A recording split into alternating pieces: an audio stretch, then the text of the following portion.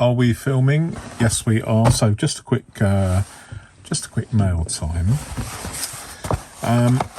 By the way, I did try and get these locally, but alas, I didn't. I wasn't successful. So I use a lot of these. These are Pilot G2s with the 1mm points rather than the more common 0.7. I think there's either 10 or 12 here. Let's have a look.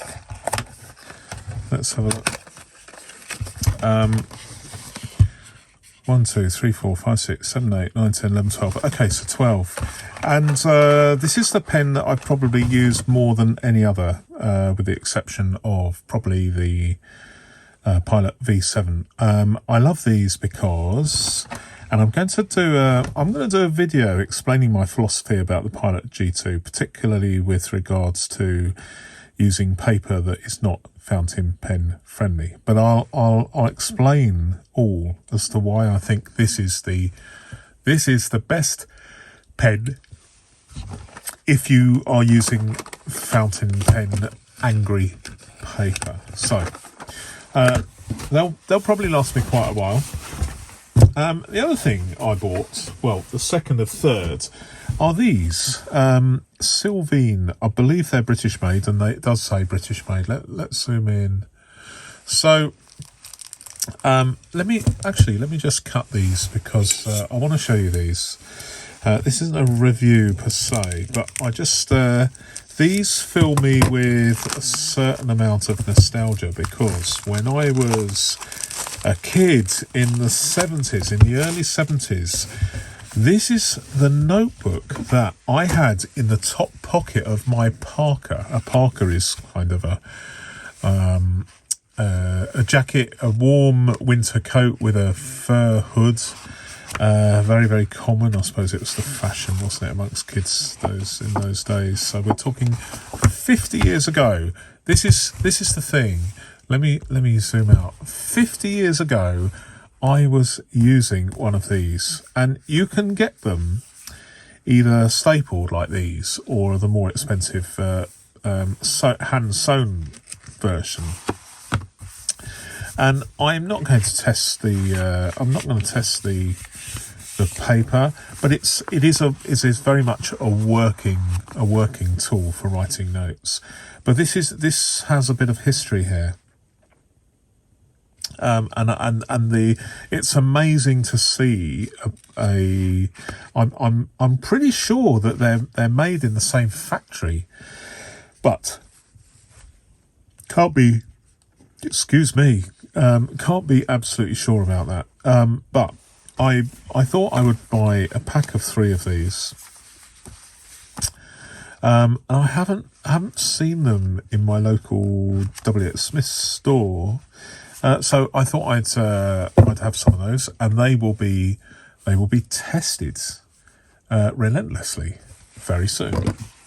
Finally, I have this. Now, what people think of this is a tricky thing, but it actually says here, Jinhao X159, and it says, I mean, I quite like this. I think it's quaint.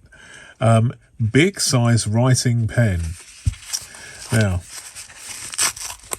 it's I'm hoping it's a medium nib, but this is a pen that a lot of people love and find irresistible because it's very, very cheap. I mean, you can buy one of these for a few pounds, but.